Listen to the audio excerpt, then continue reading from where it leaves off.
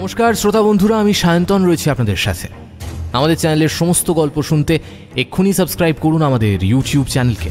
Bell আইকনে click করতে ভুলবেন না সমস্ত গল্পের আপডেট এবং নোটিফিকেশনস সবার আগে পাওয়ার জন্য। ফ্রিকি ফ্রাইডে স্টোরিজে আজ আপনারা শুনবেন লেখক আকাশ গুহর কলম থেকে একটি ভয়ঙ্কর ভয়ের গল্প, শাখিনী। আজকের গল্প পাঠ ও গল্পের সূত্রধারে রয়েছি আমি সায়ন্তন। শুনতে থাকুন ফ্রিকি ফ্রাইডে স্টোরিজের আজকের বিশেষ বিশেষ নিবেদন, আকাশ গুহর কলম থেকে শাখিনী।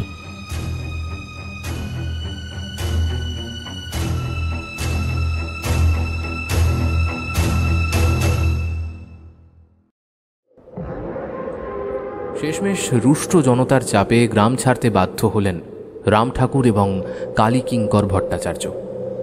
রাম ঠাকুরের তো পরিবার নেই। গ্রামের ফুঁসে ওঠা জনগণ কালী কিঙ্করের স্ত্রী এবং কিশোরী কন্যাটিকেও রেয়াত দিল না। রায়বাড়ির উঠোনে দাঁড়িয়ে উপস্থিত সকলের মুখের দিকে থমথমে দৃষ্টিতে একবার তাকিয়ে নিলেন রাম ঠাকুর। তার আয়ত দুটি চোখে খেলে যাচ্ছে সীমাহীন ক্রোধ, বিস্ময় এবং ঘৃণা। বজ্রকঠিন কণ্ঠে আঙুল তুলে সকলের উদ্দেশ্যে বললেন, তাহলে এটাই তোদের শেষ কথা? তো সকলের সম্মিলিত স্বরে জানিয়ে দিল, হ্যাঁ, এটাই তাদের শেষ কথা। গ্রাম ছাড়তে হবে। উত্তেজিত ভিড়ের মাঝখান থেকে একজন বেরিয়ে এলো, ঠক ঠক করে কাঁপতে কাঁপতে। নবীন শীল। এই গ্রামে রাম ঠাকুরকে যদি কেউ সবচেয়ে বেশি সম্মান করে থাকে তাহলে এই লোকটা। সে সবার উদ্দেশ্যে চিৎকার করে বলে উঠল, তোমরা কি সবাই পাগল হয়ে গেলে? হ্যাঁ, কার নামে কি দোষ দিচ্ছ তোমরা? ভট্টাচার্য মশাই আজ এত বছর ধরে গোপাল চাঁদের সেবা করছেন, তিনি কখনো এই কাজ করতে পারেন? আর বাবা ঠাকুর কখনো আমাদের গায়ের অমঙ্গল চেয়েছেন? হোলা উঠা হয়ে সারা গা যখন উজাড় হয়ে যেতে বসেছিল, তখন বাবা ঠাকুর না এলে কে বাঁচাতো তোমাদের? হ্যাঁ, এত তাড়াতাড়ি মুখ মুছে ফেললে সবাই? এই তুই থাম। জটলাটার পেছন থেকে ভেসে এলো ইন্দু মাধব রায়ের বাজখাই গলার হুঙ্কার। চুরি সাক্ষী মাতাল, তোকে সালিশি করতে বলেছি ওদের হয়ে। নবীন ছুটে গিয়ে ইন্দু মাধবের পা জড়িয়ে ধরল। ছোট কুমার, আপনার কোথাও একটা ভুল হচ্ছে। আপনি আমাদের গায়ের মায় বাপ। আপনি যদি এমন ভুল বিচার। এক লাথিতে নবীন শীলকে খানিক তফাতে সরিয়ে দিলেন ইন্দু মাধব। ছোট লোকের বাচ্চা, তোর কাছ থেকে আমায় ন্যায় বিচার শিখতে হবে নাকি রে? আমি ভদ্রলোক বলে, এনারা দুজন আমার বয়স জ্যেষ্ঠ বলে এদেরকে শুধু গ্রাম থেকে বের করে দিচ্ছি। না হলে এহেন ঘৃণ্য অপরাধের জন্য আমাদের পূর্বপুরুষদের দাওয়াই ছিল 100 ঘা চাবুকের বাড়ি, আর নয়তো সোজা মৃত্যুদণ্ড, আর নয়তো ব্যাস। অনেক হয়েছে, অনেক হয়েছে। রাগে থরথর করে কাঁপছেন রাম ঠাকুর। অনেক অপমান করে ফেলেছিস তুই ইন্দু মাধব। তোর স্পর্ধা দেখে আমি অবাক হয়ে যাচ্ছি। এরপর আমার হাতে পায়ে ধরলেও এই গ্রামে আর আমি থাকবো না। ভট্টাচার্য মশাই, উঠান আর কমলিকে নিয়ে চলে আসুন। কালী কিঙ্কর ভট্টাচার্যের স্ত্রী এবং কন্যা কমলিনী উঠোনের একপাশে দাঁড়িয়ে মুখে আঁচল চাপা দিয়ে কাঁদছে। অসহায়ভাবে তাদের দিকে তাকালেন স্বভাবে আপাত শান্ত কালী কিঙ্কর। কোথায় যাবেন তিনি 14 পুরুষের ভদ্রাসন ছেড়ে? বংশ পরম্পরায় তারা এই সিংহদুয়ার গ্রামের রায়বাড়ির কুলপুরোহিত। আর আজ এই ঘৃণ্য চক্রান্তের শিকার হতে হলো এইভাবে। গ্রাম ছাড়তে হলো। কোথায় মাথা গুঁজবেন স্ত্রীকন্যাকে নিয়ে? মাথা হেঁট হয়ে আছে তার। নবীন শীল ধুলো ঝেড়ে মাটি থেকে উঠে দাঁড়ালো। চোখে টলটল করছে জল। কাঁপা কাঁপা গলায় রাম ঠাকুরের দিকে ফিরে এসে বলল, বাবা ঠাকুর, আপনারে যদি গ্রাম ছাড়তে হয় আমিও যাব আপনার সাথে। আমার 3 কোলে কেউ নেই। আপনি আমার জীবনদাতা। যে গ্রামে আপনার ঠাঁই নেই সে গ্রামে আমিও থাকবো না। প্রত্যুত্তরে রাম ঠাকুর কিছু বললেন না। হন হন করে হেঁটে বেরিয়ে এলেন রায়বাড়ির উঠোন ছেড়ে। তার পিছু পিছু মাথা নিচু করে একে একে বেরিয়ে গেলেন কালীকিঙ্কর ভট্টাচার্য, তার স্ত্রী, কন্যা এবং সবার শেষে নবীন শীল। জটলাটা পেছনে দাঁড়িয়ে তাদের চলে যাওয়ার পথের দিকে তাকিয়ে রইল নিষ্পলক দৃষ্টিতে। প্রধান দরজা পেরিয়ে বাইরে পা রাখতেই বুকের কাছে হাত জড়ো করে রেখে তামাশা দেখার ভঙ্গিতে দাঁড়িয়ে থাকা এক মূর্তির মুখোমুখি হলেন তিনি। গৈরিক ব্রহ্মচারী। লোকটার মুখের ভাব বড় অদ্ভুত। এক ঝলকের জন্য যেন মনে হলো স্মিত হাসছেন তিনি। তাকে দেখেই এক মুহূর্তের জন্য চোখের ভেতরে আগুন জ্বলে উঠল রাম ঠাকুরের। তারপর কি যেন মনে হতেই ঝট করে পেছনে ঘুরে দাঁড়ালেন তিনি। দরজার বাইরে থেকে সমবেত জনতার উদ্দেশ্যে এক হাত তুলে গর্জে উঠলেন, কত বড় ভুল সিদ্ধান্ত নিয়েছিস তোরা, নিজেরাও জানিস না। যখন জানবি তখন অনেক দেরি হয়ে যাবে। মনে রাখিস, বর্ষাকাল আসছে, বর্ষাকাল। এই কথাটা শোনা মাত্র জড়ো হওয়া লোকজনগুলোর কয়েকজনের মুখে স্পষ্ট আতঙ্কের আভাস খেলে গেল একটা। যেন এতক্ষণ কথাটা কারোর মাথায় আসেনি, এমন একটা ভাব চোখে মুখে। একটা চাপা গুঞ্জন উঠল। কিন্তু সেসবকে থামিয়ে জটলার মধ্যে থেকে বেরিয়ে এলো রায়বাড়ির সর্বকনিষ্ঠ সদস্য রাঘব, ইন্দুমাধবের একমাত্র সন্তান। সেই প্রথম এই সিংহদুয়ার গ্রামের গণ্ডি ছাড়িয়ে কলকাতা শহরে পড়াশোনা করতে গিয়েছিল। শিক্ষার অহংকার চলনে গমনে কথাবার্তায় ভীষণভাবে স্পষ্ট। মাছি তাড়ানো মতো করে হাত নাড়িয়ে মুখে তাচ্ছিল্যের ভাব এনে রাম ঠাকুরের উদ্দেশ্যে সে বলল, গ্রামে নতুন স্বাস্থ্যকেন্দ্র তৈরি হয়েছে, আপনি দেখেননি? খোঁজ খবর রাখেন না? বর্ষাকাল এলে ব্যাধি ছড়ালে মানুষ সেখানেই যাবে। আপনারা সব আগডুম বাগডুম এই গ্রামের মুখ্য সূক্ষ্ম মানুষগুলোকে আর কতদিন বোঝাবেন বলুন তো? গ্রামটাকে তো কুসংস্কারের আখড়া বানিয়ে রেখেছেন, আর কতদিন অন্ধকারে থাকবেন এই মানুষগুলো? হ্যাঁ? এতক্ষণ পরে মুখ খুললেন কালীকিঙ্কর ভট্টাচার্য, কণ্ঠ তবু মার্জিত, বিনম্র। বাবা রাঘব, তুমি যা জানো না, যা বোঝো না, তা নিয়ে কথা বলো না। তুমি এখনো অনেক ছোট এইসব জিনিস বোঝার জন্য। আমাদের গ্রামের উপর অনেক বড় অভিশাপ ছিল। কিছু মনে করো না বাবা, সে অভিশাপও তোমাদের বংশের কারণেই। বাবা ঠাকুর না থাকলে সেই অভিশাপ কেউ খণ্ডন করতে পারত না। তোমার ঠাকুর দাদা তো হাতে পায়ে ধরে বাবা ঠাকুরকে ভদ্রপুরের শ্মশান থেকে নিয়ে এসেছিলেন, এ গ্রামে থাকার অনুরোধ করেছিলেন। আর আজ তোমরা তাকে গ্রাম থেকে তাড়িয়ে দিচ্ছ। হ্যাঁ, আর সাথে আমাকেও আর আমার পরিবারকেও। হ্যাঁ, কাজটা কতটা ভালো করলে জানি না বাবা, কিন্তু খুব একটা ভালো কর্মফল জন্মালো না এতে। মাথায় রেখো, তোমাদের বংশের দ্বিতীয় বড় পাপ কর্ম আজ এই সময় তোমরা নিজে হাতে করলে, আর গ্রামের সকলকেও এই অংশীদার বানালে। হ্যাঁ, সকলকে অংশীদার বানালে। জমিদারি চলে গেলেও ঠাট বাট কিছুই যায়নি ইন্দুমাধবের। জমিদার সুলভ ভঙ্গিতে এক হাত ওপরে তুললেন তিনি। ঠাকুরমশাই, আর আমার বংশ নিয়ে একটাও বাজে কথা নয়। এত বড় কাণ্ডের পরও আমি আপনাকে সম্মান করে কথা বলছি, কিন্তু কতক্ষণ পারবো সেটা জানি না। আপনারা যথাসম্ভব শীঘ্র এখান থেকে বেরিয়ে যান। এই, তোমরা সব বাড়ি যাও, অনেক রঙ্গ তামাশা হয়েছে। তারপর হঠাৎ গলার স্বর অনেক নেমে গেল তার। আকাশের দিকে দুহাত তুলে কাঁদো কাঁদো গলায় স্বগতোক্তির মতো করে বললেন, গোপাল চাঁদ, প্রভু আমায় ক্ষমা করো। তুমি আমার কুল দেবতা, আমি পারলাম না। ক্ষমা করে দাও এই অধমকে, ক্ষমা করে দাও। ইন্দুমাধব মাথা হেঁট করে ভেতর মহলের দিকে ঢুকে গেলেন। জটলাটাও আস্তে আস্তে নাড়া দেওয়া পিঁপড়ের বাসার মতো পাতলা হয়ে যেতে শুরু করল। রাম ঠাকুর রাগে কাঁপতে কাঁপতে থু করে একদলা থুতু মাটিতে ফেললেন। তারপর বিড়বিড় করে বললেন, কাজটা ভালো করলি না,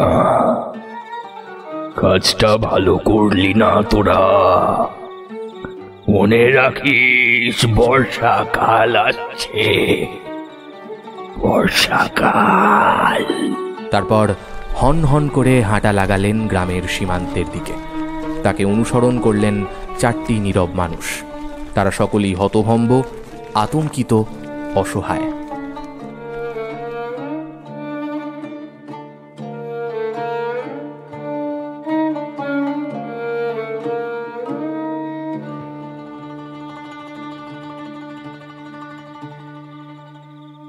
প্রধান দরজার বাইরে এই 5টা মানুষের চলে যাওয়ার পথের দিকে দীর্ঘক্ষণ তাকিয়ে রইলেন পীতাম্বরধারী একজন মানুষ। এই ঘটনায় তিনি আনন্দিত নাকি দুঃখিত বাইরে থেকে বোঝা অসম্ভব।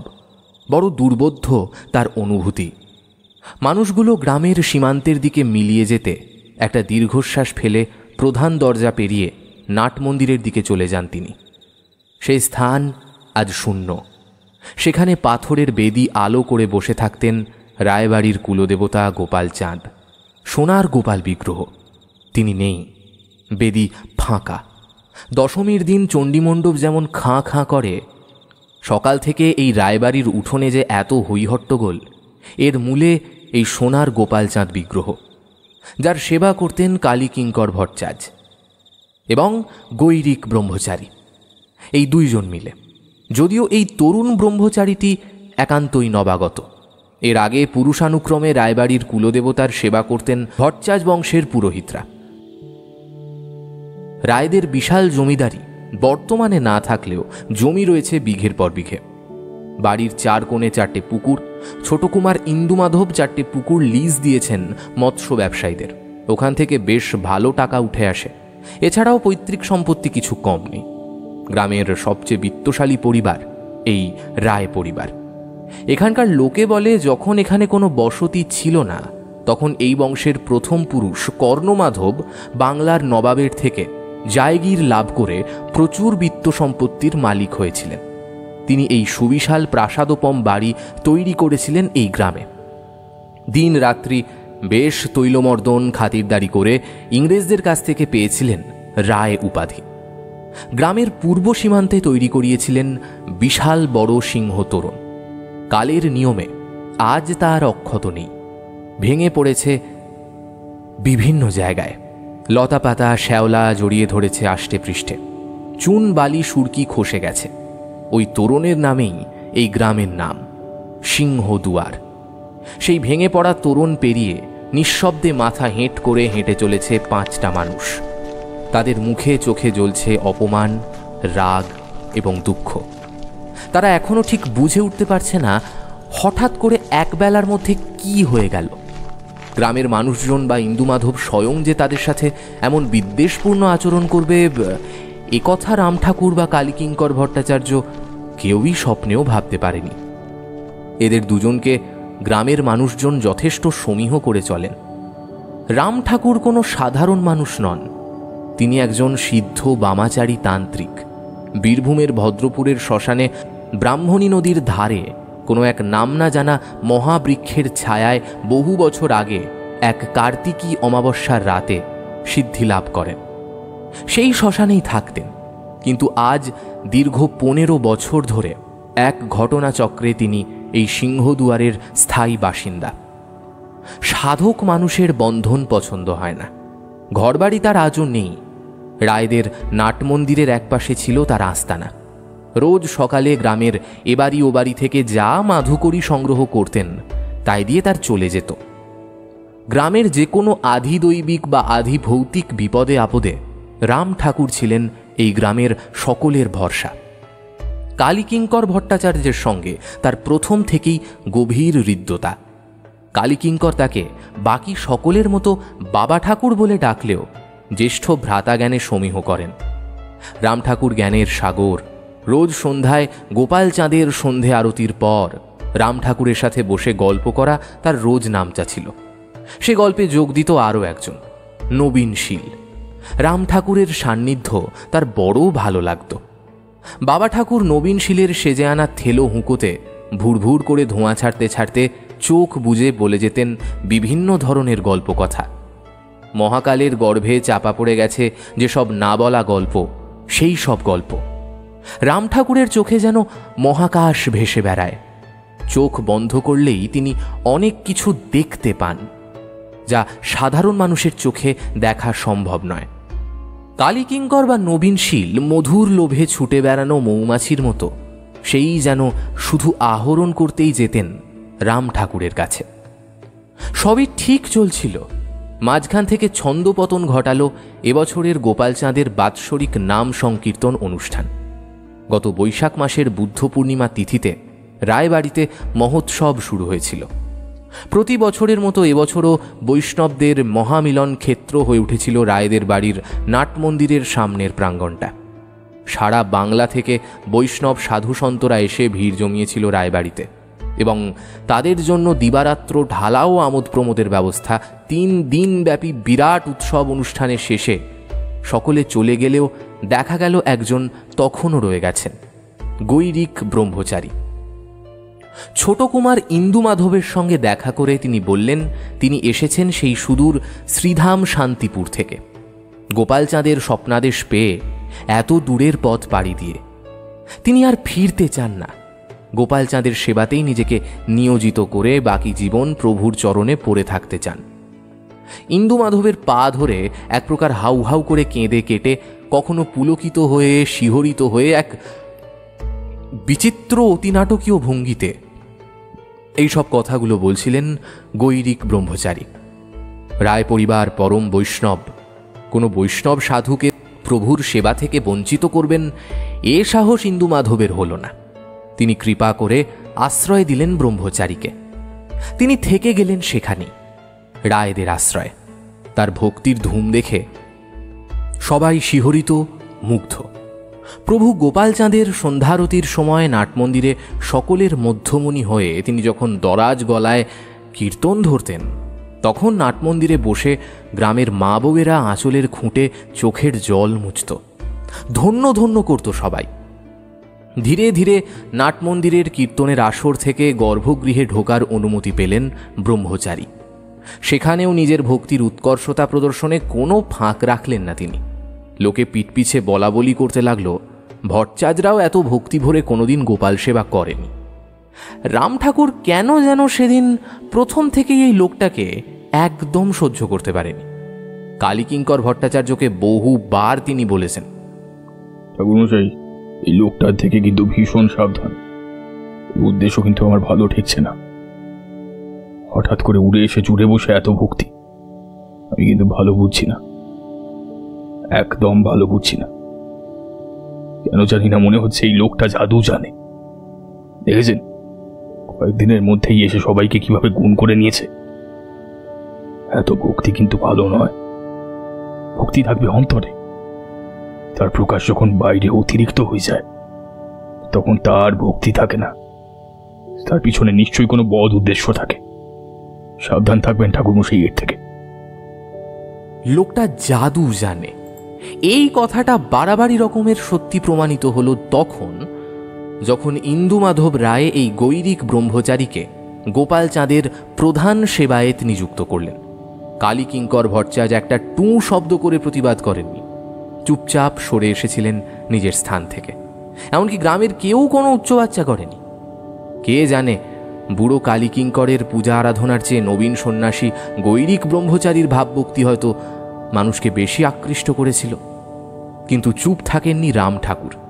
একদিন রাতে ইন্দু মাধবকে ডেকে যথাসম্ভব নরম পন্থা অবলম্বন করে বোঝালেন, গৈরিক ব্রহ্মচারী কিন্তু আসলে একজন বহিরাগত। নতুন লোকজনকে হঠাৎ করে এত বড় সম্মান দিয়ে দিলে তার অপব্যবহার হতে পারে। তাছাড়া এমন সিদ্ধান্ত ভট্টাচার্য বংশের পুরোহিতদের জন্য একরকম অপমান। ইন্দু মাধব রাম ঠাকুরের কথা পাত্তা দেননি, যুক্তি দেখিয়েছিলেন তিনি তো কালীকিঙ্কর ভট্টাচার্যকে বের করে দেননি ঘাড় ধাক্কা দিয়ে। তার বয়স হয়েছে, তার ঘরে বাতি দেওয়ার মতো কোনো পুত্র সন্তান নেই যে গোপালচাঁদের সেবার ভার নেবে। তাই আজ নয় কাল এই রীতি তো বদলাতেই হতো। এই নিয়ে রাম ঠাকুরের সঙ্গে ইন্দু মাধবের শেষমেশ কথা কাটাকাটি দেখা দিয়েছিল।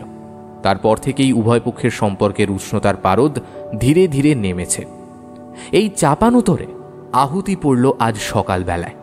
নাটমন্দিরের দরজা খুলে দেখা গেল গর্ভগৃহ ফাঁকা, সোনার গোপালচাঁদ নেই। প্রধান সেবায়েতের পদ থেকে সরিয়ে দেওয়ার পর কালী কিঙ্কর ভট্টাচার্য দেরি করে মন্দিরে আসেন। ভোরে মন্দিরের দরজা খুলেছিলেন গৈরিক নিজেই। তিনি চেঁচামেচি হাহাকার করে বাড়ির লোকজনকে ডেকে দেখালেন বিষয়টা। রাম ঠাকুর বলেছিলেন লোকটা জাদু জানে। এই কথাটা যেন আজ হাতে কলমে প্রমাণ পেলেন কালী কিঙ্কর ভট্টাচার্য। নবাগত গৈরিক নন্দীকে কোনো জিজ্ঞাসাবাদের ধার দিয়েও গেলেন না ইন্দুমাধব। উল্টে লোকজন পাঠিয়ে তল্লাশি চালালেন কালী কিঙ্কর ভট্টাচার্যের বাড়িতে। সেই মূর্তি কোথাও পাওয়া গেল না। রাম ঠাকুরকে কেউ সরাসরি ঘাঁটাতে সাহস করে না, তাই না হলে তাকেও হয়তো জেরার মুখে পড়তে হতো। শেষমেশ গ্রামের লোকজন সালিশি সভা ডেকে কালী কিঙ্কর এবং রাম ঠাকুরকে দোষী সাব্যস্ত করল। কালী কিঙ্কর প্রথমে বিশ্বাস করতে পারেননি। ছোট কুমার কথা কি করে বলতে পারেন যে তিনি এবং রাম ঠাকুর মিলে পরিকল্পনা করে সোনার গোপাল চাঁদের বিগ্রহ চুরি করেছেন? সপক্ষে যুক্তিও বসল খাপে খাপ। ছোট কুমার গ্রামের লোকেদের জড়ো করে বললেন, তোমরা সবাই বুঝতেই পারছো কে বা কারা এই জঘন্য কাজ করে থাকতে পারে। প্রধান পুরোহিতের পদ থেকে সরিয়ে দেওয়ার পর থেকেই ভট্টাচার্য মশাইয়ের ব্যবহারে আমি বেশ কিছু অসঙ্গতি লক্ষ্য করেছি, এবং এই কাজে ওনার প্রধান সঙ্গ দিয়েছেন রাম ঠাকুর। ব্রহ্মচারীকে উনি দু চোখে সহ্য করতে পারেন না। তাকে আমাদের চোখে দোষী বানানোর চেয়ে ভালো উপায় আর কিছু হয় কি? এবার আপনারাই বলুন, এদের দুজনের জন্য কি শাস্তি ধার্য হতে পারে? এই কথা শুনে রাম ঠাকুর তো রেগে মেগে ছোট কুমারকে মারতেই যাচ্ছিলেন। কালী কিঙ্কর থামিয়েছেন। ছোট কুমারের এত বড় স্পর্ধা হয় কি করে দুই বৃদ্ধের ওপর এহেন জঘন্য দোষ দেওয়ার? এত বছর ধরে আজ ভট্টাচার্য বংশ গোপাল চাঁদের সেবা করছে, সেই বংশের মানুষ হয়ে কালী কিঙ্কর প্রভুর বিগ্রহ চুরি করবেন? আর রইল কথা রাম ঠাকুরের, তিনি সর্বত্যাগী সন্ন্যাসী। দীর্ঘ 15 বছর তিনি কাটিয়েছেন এই নাট মন্দিরে। আজ হঠাৎ তার গোপাল চাঁদের বিগ্রহের ওপর লোভ জন্মাবে কেন? জাগতিক কোনো বস্তুর ওপর তার লোভ মোহ মায়া নেই। ততোধিক অবাক হলেন গ্রামের লোকের কথায়। গ্রামের লোক ইন্দুমাধবের এই প্রশ্নের উত্তরে সমস্বরে জানালো এদের দুজনের জন্য কঠোর শাস্তির ব্যবস্থা করা হোক। কি সেই শাস্তি? না গ্রাম থেকে বহিষ্কার, চিরতরে। মাথায় আকাশ ভেঙে পড়েছিল কালী কিঙ্করের। এ কোথা থেকে কি হয়ে গেল? রাগে দুঃখে বুক ফেটে কান্না আসছিল তার। প্রভু গোপাল চাঁদকে তিনি নিজের সন্তানের মতো সেবা করেন, তিনি চুরি করবেন ওই বিগ্রহ? কিংবা রাম ঠাকুর? গ্রামের লোকের এ কি অধঃপতন! সূর্য ডুবে গেছে অনেকক্ষণ আগে। আকাশে শুক্ল একাদশীর চাঁদের আলো থাকায় পথ চলতে খুব একটা অসুবিধে হচ্ছে না। তবু অনেকক্ষণ ধরে পথ চলায় সকলেই ক্লান্ত। রাম ঠাকুর চলেছেন সবার আগে হনহনিয়ে। এতক্ষণে একটাও কথা সরেনি তার মুখ থেকে। কালী কিঙ্কর হাঁক দিলেন, বাবা ঠাকুর, অনেকক্ষণ তো হাঁটলাম, আর পারি না, আর পারি না। একটু একটু জিরিয়ে নিলে হয় না? হ্যাঁ, ওই ওই সামনে একটা মাঠ দেখা যাচ্ছে, চলুন চলুন ওখানে গিয়ে একটু বসি দুদণ্ড। হ্যাঁ। রাম ঠাকুর দাঁড়ালেন, মুখে কিছু বললেন না। দাঁড়ালেন বাকিরাও। মাঠের মধ্যে এসে গোল করে বসলেন সবাই। রাম ঠাকুর একটা বিড়ি ধরিয়ে উদাসভাবে চাঁদের দিকে চেয়ে রইলেন। এমন তেজস্বী মানুষের এমন সস্তা অপমান হজম হয়নি তা বেশ বোঝা যাচ্ছে। তার দু চোখে যেন আগুন জ্বলছে। নবীনশীল কালী কিঙ্করকে উদ্দেশ্য করে বলে উঠল, পথ খুব বেশি দেরি নয়, আবার কমটাও নয়। সামনে ওই বড় দুটো মাঠ পেরোতে হবে। আর থাকতে দেওয়ার কথা বলছো? আজকের রাত কেন, আমরা যতদিন কোনো একটা সুরা না করতে পারছি ততদিন ওদের বাড়িতে থাকতে পারি। হ্যাঁ, আমার ওই যজমান আমায় খুব শ্রদ্ধা করে। আমার পিতামহ বেঁচে থাকতো ওদের বংশে সসত্যনারায়ণ করেছিলেন। কোনো অতৃপ্ত আত্মার অভিশাপ ছিল হয়তো, ওরা সেই উপকার আজও বলতে পারিনি। তাই তো ঠিক করলাম ওখানে যাওয়াটাই আমাদের জন্য যথার্থই হবে। হ্যাঁ, তারপর মাথা ঠান্ডা করে ভাবা যাবে কি করা যাবে। এক কাপড়ে ঘর ছেড়েছি, কিছু তো নিয়ে আসতে পারিনি, একটা কানাকুড়িও নয়। দীর্ঘশ্বাস ফেললেন কালী কিঙ্কর। তাদের সঙ্গে থাকা দুজন স্ত্রীলোক তখনও ফুঁপিয়ে ফুঁপিয়ে কাঁদছে। সেদিকে ভ্রুক্ষেপ না করে ঘাসের দিকে তাকিয়ে আনমনে স্মৃতিচারণ শুরু করেন কালী কিঙ্কর। ছোট কুমার কেমন করে এত বেঈমান হতে পারলেন? হ্যাঁ, কেমন করে বলতে পারেন বাবা ঠাকুর? হ্যাঁ, কেমন করে? হ্যাঁ, আমার কথা ছাড়েন, আমার উপর সন্দেহ হওয়াটা স্বাভাবিক। প্রধান সেবায়িতের পদ থেকে সরিয়ে দিলে সবারই মনেই হিংসা হয়, যদিও আমার কোনো আক্ষেপ নেই। কিন্তু আপনাকে, হ্যাঁ আপনাকে কি করে গ্রাম থেকে বহিষ্কার করে দিতে পারলো বাবা ঠাকুর? কি করে? ছোট কুমারের বাবা রাধা মাধব রায় বেঁচে থাকতে কম পাপ কাজ তো করেননি। চিরকাল লোভ করে গেল মানুষটা। ওর জন্যই তো গ্রামে এত বড় অভিশাপ নেমে এসছিল। সেই সময়টা, সেই যে সেবার রায় পরিবারের উত্তর দিকে দিঘির পাড়ে যে শিমুল গাছটা ছিল, কাউকে জিজ্ঞাসাবাদ না করে গাছটা কেটে ফেললেন রাধা মাধব গোশালা বানাবেন বলে। ওই গাছের তলায় মহাবাড়ী দেবীর থান ছিল। ওই গ্রামের মেয়ে বউরা শনি মঙ্গলবার তেল সিঁদুর বাতাসা চড়াতো। সেই গোশালা তো তৈরি হলো না, উল্টে সপ্তাহ ঘুরতে না ঘুরতেই গ্রামে থাওয়া বসালো ওলা ওটা। এই দিনে কাতারে কাতারে লোক মরছে। সে কি দুর্বিষহ অবস্থা! রাধা মাধবও ভয় পেয়ে গেলেন অবস্থা দেখে। বুঝতে পারেননি বেয়াদবির ফল এতটা ভয়ঙ্কর হবে। আরো বেশি করে কানে জল ঢুকলো যখন ওর ছোট ছেলে অর্থাৎ ইন্দু মাধবের ভাই কেদার মাধব রায় মারা গেলেন ওলা ওটা হয়ে। দিশাহারা অবস্থা তখন রাধা মাধবের। তেমনই দূর অবস্থা গ্রামের নিরীহ মানুষগুলোর। কিন্তু রায়দের বিরুদ্ধে মুখ খোলার সাহস ছিল না কারোর। ভিতর ভিতর সবাই রাগে জ্বলে পুড়ে মরছিল। মহামারীর দেবীর কোপে গ্রাম উজাড় হয়ে যায় আর কি। সেই সময় গ্রামে এলেন এক সাধু। বিড়িটা টান মেনে একটা খালি জায়গায় ফেলে দিয়ে কালী কিঙ্করের মুখ থেকে কথা ছিনিয়ে নিলেন রাম ঠাকুর। এই এতক্ষণ পরে তার মুখে কথা ফুটল। হ্যাঁ, উনি আমার গুরুদেব ছিলেন, ওঙ্কার মহারাজ। সাক্ষাৎ শিবের অবতার ছিলেন। চিনতে পারিনি, চোখ বন্ধ করলেই ভূত ভবিষ্যৎ সব বলে দিতে পারতেন। ফোঁস করে একটা দীর্ঘশ্বাস ফেলেন রাম ঠাকুর। বিষণ্ণ হাসি হাসেন কালী কিঙ্কর। তারপর বলেন, হ্যাঁ, আমার এখনো মনে আছে তিনি এসে কারোর সাথে কোনো কথা না বলে সোজা চলে গিয়েছিলেন রায়বাড়ির অন্দর মহলে রাধা মাধবের সঙ্গে দেখা করতে। তিনি রাধা মাধবকে আপনার ঠিকানা দিয়ে বলেছিলেন। তারপরেই তো ওই পাপিষ্ঠ লোকজন নিয়ে হামলে পড়েছিল আমার আস্তানায়। আবার কালী কিঙ্করের মুখ থেকে কথা কেড়ে নেন রাম ঠাকুর। হাতে পায়ে ধরে কান্নাকাটি করে আমায় নিয়ে এসেছিল এই গ্রামে। গুরুদেব ভারত ভ্রমণে বেরিয়েছিলেন, যদিও তারপর তার সাথে আমার আর কোনোদিন দেখা হয়নি। জানি না তিনি বেঁচে আছেন কিনা, তাই তিনি নিজে কাজটা করতে চান, আমাকে দায়িত্ব দিয়ে গিয়েছিলেন। হ্যাঁ বাবা ঠাকুর, আপনি তো আমাদের গ্রামটারে রক্ষা করলেন। এতক্ষণ পর নবীনের মুখে কথা ফোটে।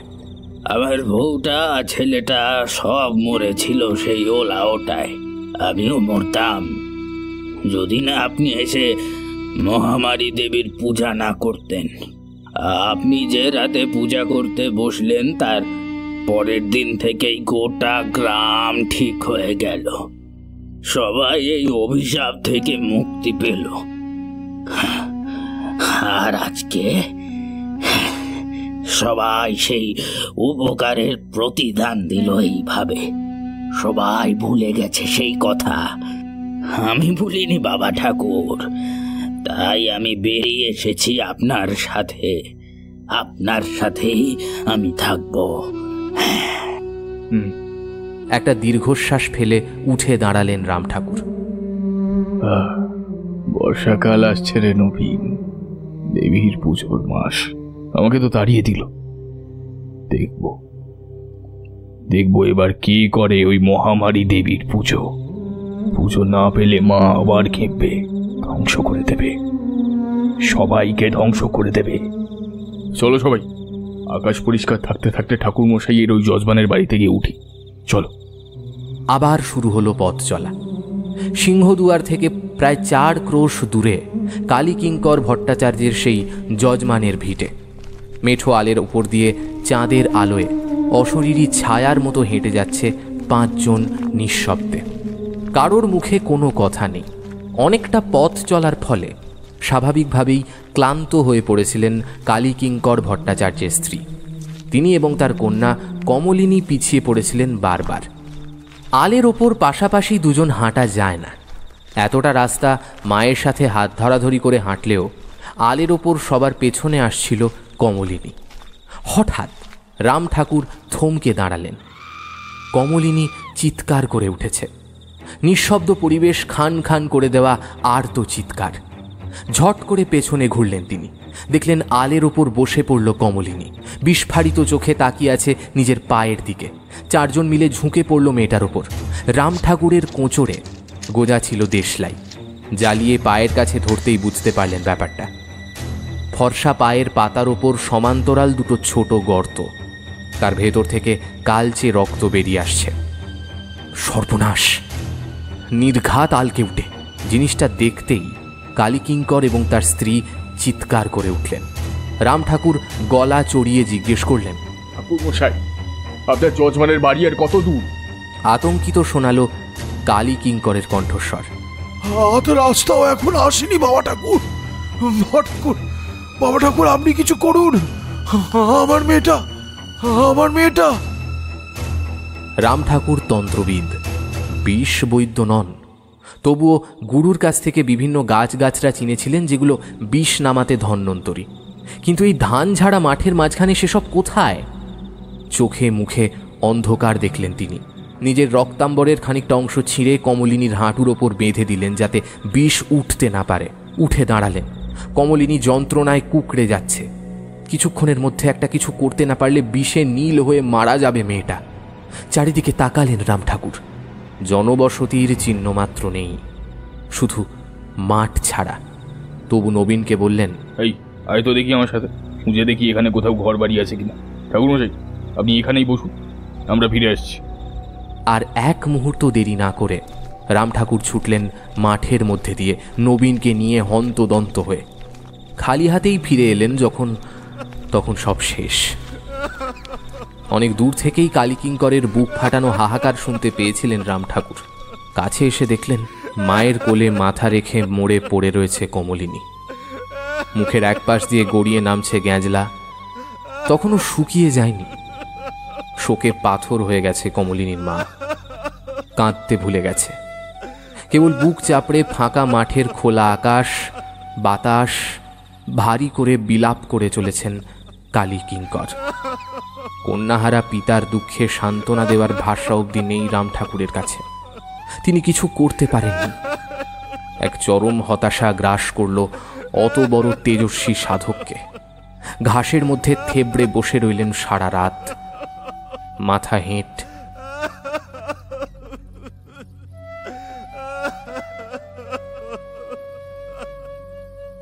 ভোরবেলা উঠে এলেন কালীকিঙ্করের কাছে।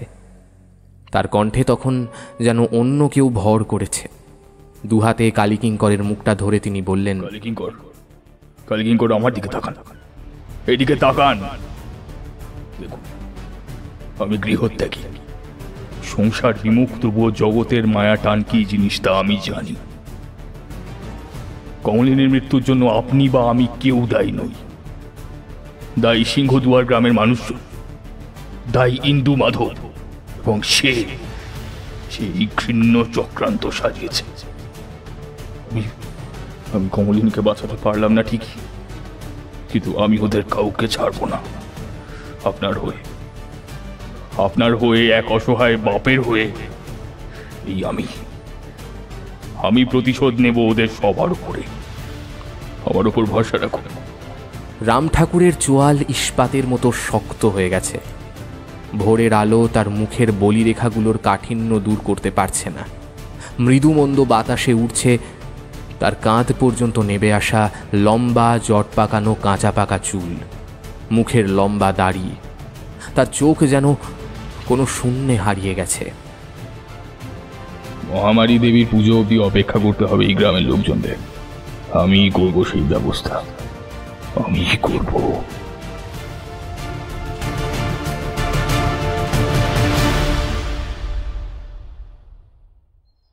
রাম ঠাকুরের শেষের কথাগুলো শুনে গা শিউরে উঠল কালীকিঙ্করের। তার হাত দুটো তিনি ধরে বললেন, না বাবা ঠাকুর, যা কপালে ছিল তাই হয়েছে। আপনি আপনি ওদের ক্ষমা করুন, দোহাই আপনার, আপনি ওদের ক্ষমা করুন। কালীকিঙ্করের হাত দুটো ঝেড়ে ফেলে উঠে দাঁড়ালেন রাম ঠাকুর। শূন্য দৃষ্টিতে তাকিয়ে রয়েছেন আলের ওপর শুয়ে রাখা কমলিনীর লাশটার দিকে।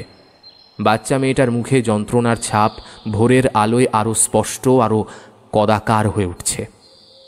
সেদিক থেকে মুখ ফিরিয়ে রাম ঠাকুর আনমনে খুব ধীরে ধীরে বললেন, কমলিনীর দেহকে কাছে পিঠেই কোথাও সৎকার করার ব্যবস্থা করা হোক।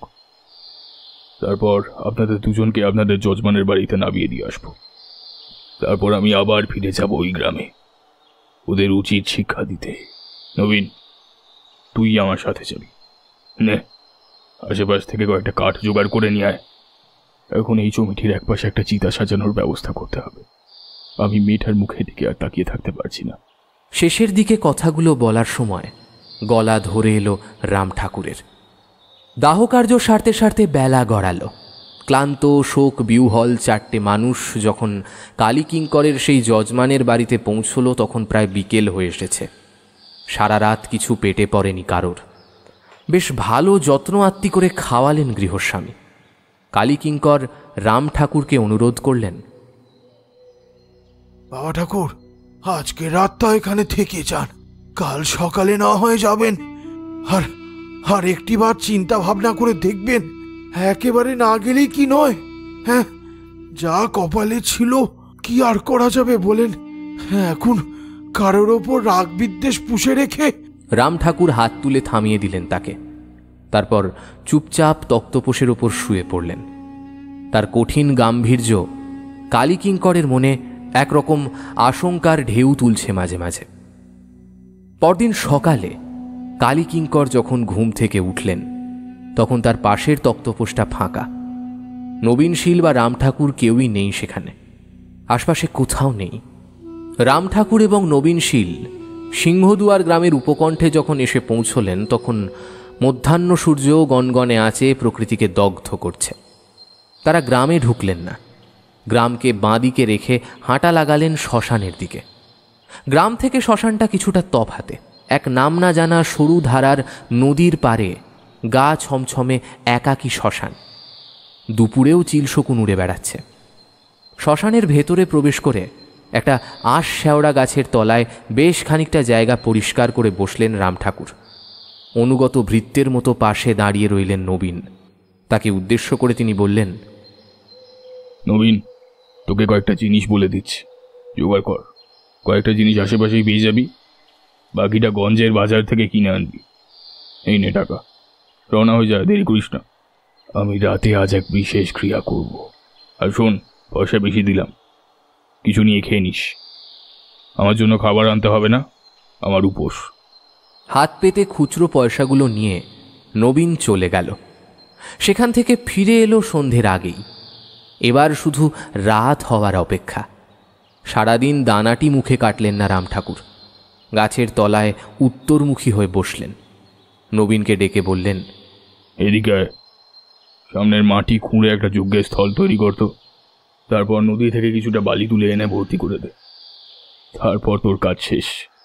শ্মশানের বাইরে যে ভাঙা মন্দিরটা আছে ওখানে থাকবি সারা রাত। একদম ভয় পাবি না, তোর কিচ্ছু হবে না। আমি আসার সাথে সাথে শ্মশান বন্ধন করে দিয়েছি। সকালে গিয়ে আমি ডাকবো, কিন্তু খবরদার তার আগে যেন তোকে এইদিকে না দেখি। নবীন মুখ বুজে বাবা ঠাকুরের সব আদেশ পালন করল। তারপর চলে গেল শ্মশানের বাইরে। রাম ঠাকুর যজ্ঞ করতে বসলেন। সারা রাত ধরে চলল সেই যজ্ঞ। 3 রাত পর আসন ত্যাগ করলেন রাম ঠাকুর। নবীনকে ডেকে আনলেন। এই 3 দিনে রাম ঠাকুরের চেহারা শুকিয়ে দাঁড় কাকের মতো হয়ে গেছে। চোখের তলায় পড়েছে কালি। পরপর 3 রাত তিনি ঘুমননি, কিচ্ছু খাননি। দাড়িতে জটায় ধুলো বালি ছাই চিটচিট করছে। চোখ নেশাগ্রস্তের মতো ঢুলু ঢুলু এবং লাল, তবে মুখে বিজয়ীর হাসি। যেন কোনো বিরাট সাফল্য পেয়েছেন এইমাত্র। নবীন ধীর পায়ে এসে সেই যজ্ঞকুণ্ডের সামনে বসল। আগুন সবে নিভেছে। বাতাস ধোঁয়ায় ভারী হয়ে উঠেছে আশ শেওড়া গাছের তলাটা। নাকে হাতে চাপা দিল নবীন। যজ্ঞকুণ্ডের থেকে যে পবিত্র ধৃত বিল্লপত্র ফলমূলাদির সুন্দর সুবাস বের হয়, তেমনটা নয়, বরং বিজাতীয় বিকট এক গন্ধে পেটের ভেতর অবধি মুচড়ে উঠছে নবীনের। কিসের যজ্ঞ করেছেন বাবা ঠাকুর? সভয়ে তার মুখের দিকে জিজ্ঞাসু দৃষ্টিতে তাকায় নবীন। রাম ঠাকুর সেই যজ্ঞকুণ্ডের থেকে 4 বার মুঠো ভরে ছাই তুললেন। 4টে ছোট ছোট লাল পুঁটুলির মধ্যে জড়িয়ে সেগুলো নবীনের হাতে দিলেন। তারপর বললেন, রাত হওয়া পর্যন্ত অপেক্ষা কর, তারপর গা ঢাকা দিয়ে গ্রামের 4 কোণে এই 4টি পুঁটুলি পুঁতে দিয়ে আসবি। মনে রাখিস, পূর্ব পশ্চিম উত্তর দক্ষিণ 4 দিকেই হওয়া চাই। নবীন আর কৌতূহল চাপতে না পেরে জিজ্ঞেস করে ফেলল, বাবা ঠাকুর, এতে কি আছে? কি হবে এতে? রাম ঠাকুর একটা কুটিল হাসি হাসলেন। তারপর সম্পূর্ণ অচেনা ঘষা গলায় বললেন,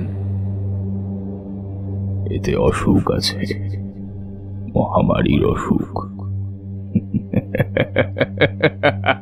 নবীন বিন্দু বিসর্গ কিচ্ছু বুঝল না। আবার রাম ঠাকুরকে ঘাঁটাতেও সাহস পেল না। চুপচাপ পুঁটুলি নিয়ে উঠে গেল। রাত হওয়ার অপেক্ষা কেবল। পরদিন রাতে শ্মশানে নদীর ধারে পায়চারি করে বেড়াচ্ছিলেন রাম ঠাকুর। নবীন ভয়ে ভয়ে এসে তাকে জিজ্ঞেস করল, বাবা ঠাকুর, আপনার কথা মতন সেই যজ্ঞের বর্ষ তো গ্রামের চারপাশে পুঁতে দিয়ে এলো। তারপর 1 বেলা পেরিয়ে গিয়েছে। ওখানে এখন কি হচ্ছে বাবা ঠাকুর? আপনি তো কিছুই খোলসা করে বলছেন না।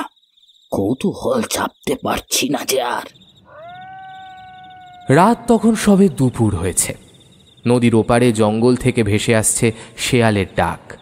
কোনো এক রাত জাগা পাখি শ্মশানের বড় বটগাছটার ডালে বসে বিমর্ষ সুরে গান গাইছে। রাম ঠাকুর খানিকক্ষণ তাকিয়ে রইলেন নবীনের দিকে। তারপর বললেন, আয় আমার সাথে। কোথায় বাবা ঠাকুর? চল, দেখাবো কি হচ্ছে ওখানে, আয়। আর কথা বাড়ালো না নবীন। ইদানিং বাবা ঠাকুরকে দেখে তার বেশ কিছুটা ভয়ই হচ্ছে। রাগী মানুষকে বেশি ঘাঁটালে যে ফল কি হতে পারে তা 3 দিন ধরে দেখেছে সে। না জানি কি সর্বনাশের বীজ বপন করা হয়েছে ও গ্রামে। সিংহদুয়ার গ্রামের ঠিক মাঝ বরাবর বৈতাল দিঘি। এই বিশাল বড় দিঘি খনন করিয়েছিলেন রায়েদেরই কোনো এক পূর্বপুরুষ। গ্রামের সকলের দৈনন্দিন কাজের জন্য প্রয়োজনীয় জলের সবচেয়ে বড় উৎস এই দিঘি। গ্রামে এখনও সব বাড়িতে টিউবওয়েল বসেন। বেশিরভাগ বাড়িতেই পাতকুয়োর জল পানীয় হিসেবে ব্যবহার করা হয়। বৈতাল দিঘির পারে ঘন ঝোপঝাড় ঢাকা এক জায়গায় এসে দাঁড়ালেন তারা দুজন। সারা গ্রাম এখন ঘুমিয়ে আছে। আকাশে বেশ বড় চাঁদ। তার আলোয় চতুর্দিক বেশ স্পষ্ট দেখা যাচ্ছে। দিঘির বাঁধানো বড় ঘাট সেই ঝোপের আড়াল থেকে স্পষ্টই দেখা যাচ্ছে। ঝোপের মধ্যে গা মিশিয়ে বসলেন দুজন। রাম ঠাকুর ফিসফিসিয়ে নবীনশীলকে বললেন, কোনো কথা বলবি না, কিছু দেখলে ভয় পাবি না, সঙ্গে আমি আছি, চিন্তা নেই। নবীন অধৈর্য হয়ে চাপা গলায় জিজ্ঞেস করে, কিন্তু এখানে কি বাবা ঠাকুর? চুপচাপ অপেক্ষা কর, নিজেই দেখতে পাবি। সময় পেরিয়ে যায়। কতক্ষণ ধরে তারা এই ঝোপের মধ্যে বসে আছে নবীন বুঝতে পারে না। সারা গায়ে মশারা চাদর বিছিয়ে দিয়েছে। বিরক্ত হলো নবীন মনে মনে। কোন কুক্ষণে এত কৌতূহল প্রকাশ করতে গিয়েছিল? ঘুমে চোখ বুজে আসছে তার। মাথা কাত হয়ে পড়ছে বারবার। হঠাৎ রাম ঠাকুরের ঠেলা খেয়ে ঘুমের চটকা ভেঙে গেল তার। তাড়াতাড়ি চোখ খুলে টান টান করে তাকালো রাম ঠাকুরের বাড়িয়ে দেওয়া আঙুলের দৃষ্টি বরাবর। প্রথমটায় কিছু বুঝতে না পারলেও চোখ খুলে সামনের দৃশ্যটা দেখে বুকের রক্ত জমাট বেঁধে যায় নবীনের। আপনা থেকেই একটা হাত উঠে আসে মুখের কাছে। এই কিছুক্ষণ আগে সে দিঘির ঘাটটা পুরো ফাঁকা দেখেছে, এখন আর ফাঁকা নয় সে ঘাট। জলের দিকে নেমে যাওয়া সিঁড়ির ওপরে আলু থালু বেশের এক মহিলাকে স্পষ্ট বসে থাকতে দেখল নবীন। মহিলার মাথায় রাম ঠাকুরের মাথার জটার চেয়ে 4 গুণ বেশি জট পাকানো কাঁচা পাকা নোংরা তেলচিটে চুল, পরনে শতচিহ্ন প্রায় কালো হয়ে যাওয়া শাড়ি, তার বাঁ কাঁধের ওপর একটা ধবধবে সাদা রঙের স্পন্দমান বস্তু। কি ওটা? বসার ধরন দেখে মনে হচ্ছে তো কোনো পাখি। রাম ঠাকুরের দিকে আতঙ্কিত দৃষ্টিতে তাকালো নবীন। রাম ঠাকুর তাকে ঠোঁটে আঙুল দিয়ে চুপ করে বসে থাকতে ইশারা করলেন। এ কে? কি করছে এত রাতে ঘাটে বসে? একে তো আগে কখনো গ্রামে নবীন দেখেনি। সেই মহিলা এবার আস্তে আস্তে উঠে দাঁড়ালো। চাঁদের আলোয় নবীন আরো স্পষ্টভাবে দেখতে পেল তার চেহারা। মহিলার চামড়া কুঁচকে হাড়ের সাথে লেগে গেছে যেন। হাত দুটো অস্বাভাবিক রকমের বড় এবং সামনের দিকে এগোনো দেহ বেশ কিছুটা ঝুঁকে রয়েছে। এলোমেলো ছেঁড়া কাপড়খণ্ড তার বক্ষস্থলকে ঠিকভাবে ঢাকতে পারেনি। বিশাল বড় দুটো অস্বাভাবিক লম্বিত স্তন প্রায় পেটের কাছে এসে ঝুলছে। মহিলার চোখের দিকে তাকিয়ে নবীন শিউরে উঠল। অন্ধকারে কুকুর বেড়ালের চোখ জ্বলে বলেই এতকাল নবীন জানত, মানুষের চোখ যেমন ধকধক করে অন্ধকারে জ্বলে, তাই প্রথম দেখল। এত দূর থেকে দেখে মনে হচ্ছে দুটুকরো অঙ্গার চোখের কোটরে কেউ যেন বসিয়ে দিয়েছে বুড়িটার। বিশ্রী খোনা গলায় একবার হেসে উঠল সেই বুড়ি। নবীন আরেকটু হলেই মাথা ঘুরে পড়ে যাচ্ছিল, তার হাঁটু কাঁপছে সেই হাসির বিকট শব্দ শুনে। ঘাট বেয়ে নেমে বুড়ি দিঘির জলের ওপর ঝুঁকে পড়ল। দেহ রইল ঘাটের উপরেই। মুখটাকে নামিয়ে প্রায় জলের কাছে নিয়ে গেল। পরের দৃশ্যটা দেখার জন্য নবীন একেবারেই প্রস্তুত ছিল না। বুড়ি জলের কাছে মুখটা নামানোর সঙ্গে সঙ্গে তার কাঁধের ওপর বসে থাকা সেই ধপধপে পাখিটা ডানা ঝাপটে উড়ে গিয়ে শূন্যে পাক খেতে লাগলো এবং বিকট কা কা শব্দে চিৎকার করে উঠল। এটা একটা কাক, সাদা রঙের কাক। সেই বুড়ি মুখ নামিয়ে জলের উপর বমি করার মতো ভঙ্গিতে মুখটা হাঁ করল। নবীনের হৃৎপিণ্ডটা ধরে কেউ যেন মুচড়ে দিল। এই এতক্ষণ পর বুড়ির মুখটা স্পষ্ট দেখতে পেল নবীন। চোখ দুটোর নিচে নাক বলে আর কিছু নেই। চোখের ঠিক নিচে থেকে শুরু হয়েছে মুখের চোয়াল। সে চোয়াল খুলতে খুলতে প্রায় একটা বিশাল বড় মাপের ময়াল সাপের হাঁয়ের মতো হয়ে গেল। মানুষ এত বড় হাঁ করতে পারে? সেই হাঁ করা মুখের ভেতর থেকে একরাশ কালো অন্ধকার বেরিয়ে এসে দিঘির পারে জলে এসে মিশে গেল। উঠে দাঁড়ালো সেই বুড়ি। কি বিভৎস, কি কদাকার তাকে দেখতে। কাকটাও নেমে এসে আবার বসল তার বাঁ কাঁধে।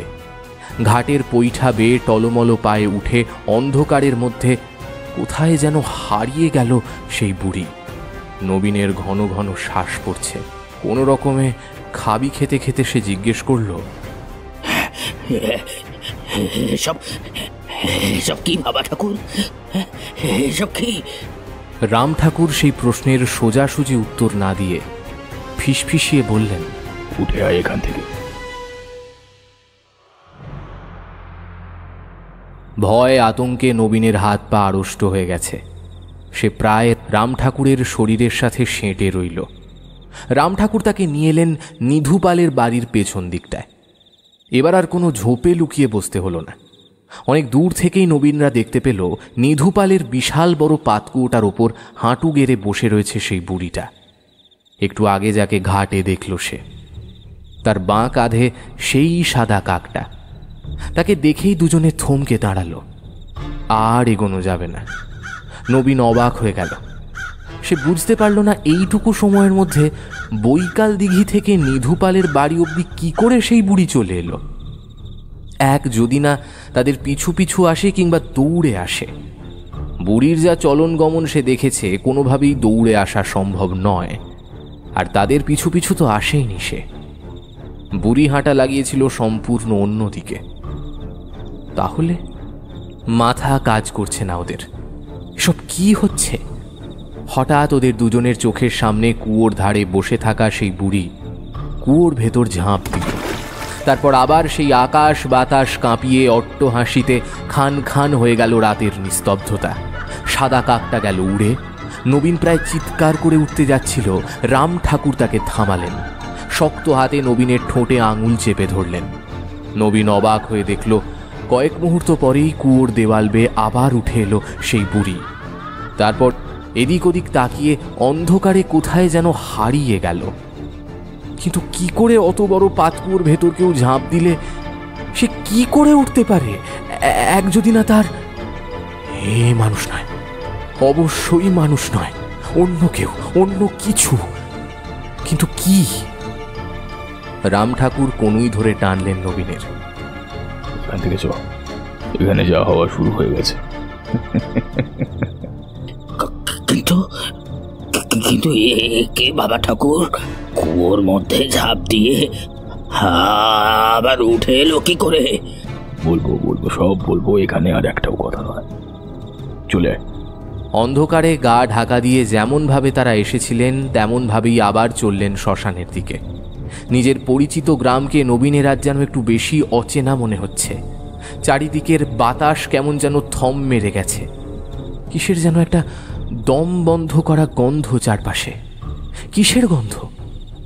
গন্ধটা চেনা চেনা লাগছে, অথচ হঠাৎ মনে পড়ে যায় নবীনের। গতকালকে শ্মশানে যজ্ঞকুণ্ডের সামনে বসে এমন গন্ধই পেয়েছিল নবীন। হ্যাঁ, যজ্ঞের ধোঁয়ার সাথে মিশে থাকা সেই অসুস্থ গন্ধটা। অজানা আতঙ্কে নবীনের হাত পা পেটের ভেতর সেঁধিয়ে যেতে চাইল।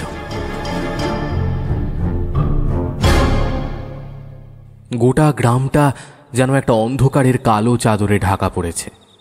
একটা জোনাকি নেই, কোথাও একটা ঝিঁঝি পোকা ডাকছে না। রাত হলে শেয়াল ডাকে এই গ্রামে। আজ তারাও চুপ করে রয়েছে ভয়। সেই ভেঙে পড়া সিংহতরণটা ছেড়ে বেরিয়ে আসার পর শ্মশানের রাস্তা ধরতেই সেই গা ভার ভাবটা কেটে যায় নবীনের। আশ্চর্য, এতক্ষণ যেন একটা বিশাল বড় সীসার গোলকের মধ্যে নড়াচড়া করছিল সে। এত ভারী, এত ঘন বাতাস। রাম ঠাকুরকে কিছু জিজ্ঞেস করার আগেই তিনি কৌতূহল নিরহন করলেন নবীনের। কোঁচড় থেকে একটা বিড়ি বের করে জ্বালিয়ে কয়েকবার ধোঁয়া টেনে পথ চলতে চলতে বললেন, যাদের দেখলি তারা কারা জানিস? নবীন এই প্রশ্নে হকচকিয়ে গেল। ওর হাত পা এখনো কাঁপছে। যাদের মানে বাবা ঠাকুর, বুড়িটা তো... না রে, একজন নয়, ওরা অনেকেই আছে একই রকম দেখতে। বাবা ঠাকুর, আপনি কি বলছেন? আমি কিছু বুঝতে পারছি না, একটু খোলসা করে বলেন না। রাম ঠাকুর গলার স্বর খাদে নামিয়ে আনলেন। ওরা হলো শাকিনী, দেবী মহামারীর অনুচর। কারা? আকাশ থেকে পড়ল নবীন। শাকিনী খুব নিম্ন মার্গের পিশাচ শক্তি, দেবী মহামায়ার ভয়ঙ্কর রূপের সহযোগী। ওদের দেখতে অমনি ভয়ঙ্কর হয়, বৃদ্ধ মহিলার মতো। মাথায় জট পাকানো চুল, অস্বাভাবিক লম্বা ঝুলে পড়া স্তন, বড় বড় হাত। বিশেষ তান্ত্রিক ক্রিয়া করে ওদের ডেকে এনেছি আমি। এবার সারা গ্রামে ওরা রোগ ছড়াবে। গোটা গ্রামে ছড়িয়ে পড়বে রোগের বিষাক্ত বাতাস। লোক মরবে, শাকিনীরা সেই লাশের ওপর বসে আনন্দে মহাভোজ করবে। শেষের কথাগুলো বলতে বলতে রাম ঠাকুর কেমন যেন উত্তেজিত হয়ে উঠছিলেন। এবার সত্যি সত্যি কেমন ভয় করতে লাগলো নবীনের। এতটা বাড়াবাড়ি হয়তো না করলেও হতো। কমলিনীর মৃত্যু রাম ঠাকুরকে শোকে উন্মাদ করে দিয়েছে। একটা ঢোক গিলল নবীন, তারপর জিজ্ঞেস করল, আচ্ছা বাবা ঠাকুর, ওদের কাঁধে একটা করে সাদা কাক বসেছিল, ওগুলো কি? কাক আবার এমন সাদা হয় নাকি? ওগুলো শাকিনীর বাহন, আকারে বেশ বড় হয়। কোনো লোকবসতির কাছাকাছি যদি কখনো এমন বড় মাপের সাদা কাক দেখা যায়, তাহলে বুঝে নিতে হবে সেখানে কেউ তন্ত্রক্রিয়া করে শাকিনীদের ডেকে এনেছে। সেই বসতি কয়েকদিনের মধ্যেই উজাড় হয়ে যাবে মহামারীতে। ওরা মহামারীর বার্তাবাহক। তাহলে কি বাবা ঠাকুর এই সিংহদুয়ার গ্রামের সব মানুষ এক এক করে মারা পড়বে? রায় পরিবারের লোকজনেরাও? অন্ধকারে নবীন দেখতে না পেলেও রাম ঠাকুরের মুখখানা বেশ কঠিন হয়ে গেছে। শাকিনীরা সব শেষ না করে ফিরে যাবে না, এমন ভাবেই ক্রিয়া করা হয়েছে। ও গ্রামের লোক বুঝুক রাম ঠাকুরের পায়ে পা লাগানোর ফল কি হতে পারে। আর একটা কথা কি জানিস, সবার আগে মরবে যে সত্যি সত্যি ওই গোপাল চাঁদের বিগ্রহ চুরি করেছে, যার জন্য আমাদের আজ এই দশা, যার জন্য কমলিনীর মতন একটা ফুটফুটে মেয়েকে মরতে হলো। সে মরবে সবার আগে, বিভৎস মৃত্যু হবে তার, বিভৎস নরক যন্ত্রণা পেয়ে সে মরবে। নরক যন্ত্রণা। বাবা ঠাকুর গোটা গ্রামটা উজাড় হয়ে যাবে এভাবে? স্বর কেঁপে যায় নবীনের। শ্মশানের মধ্যে ঢুকে পড়েছে ওরা। সেই আশ শেওড়া গাছের তলাটায় এসে দাঁড়ালেন রাম ঠাকুর। তার চোখ দুটো যেন জ্বলছে। গোটা গ্রামটাই উজাড় হয়ে যাবে। শাকিনীরা মহাভয়ঙ্কর, ওদের একমাত্র থামাতে পারে দেবী মহামারী স্বয়ং।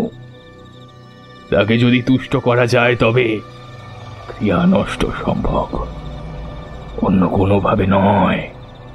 আর মহামারী দেবীর পূজা পদ্ধতি ছেলে খেলা নয়, যে কেউ চাইলে এই পূজা করতে পারে না।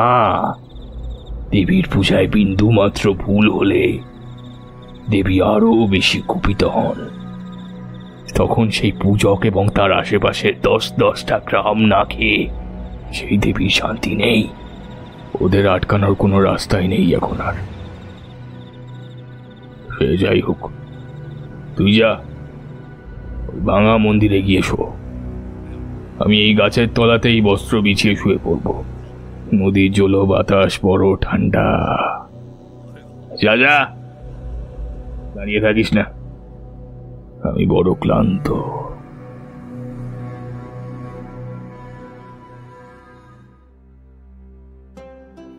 একটা সপ্তাহ পেরিয়ে গেছে। রায়বাড়ির বিগ্রহশূন্য মন্দিরে তবু পূজার্চনা বন্ধ করেননি ইন্দুমাধব।